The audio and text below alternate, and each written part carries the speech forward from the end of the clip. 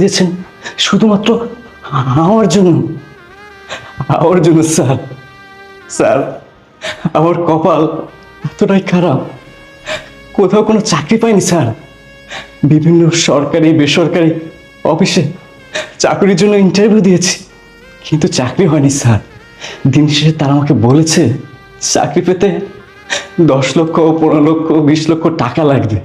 কিন্তু আমার বাবার তো এত টাকা নেই স্যার। আমার বাবা সারাদিন রিক্সা চালিয়ে মাত্র 200 টাকা 300 টাকা ইনকাম করত।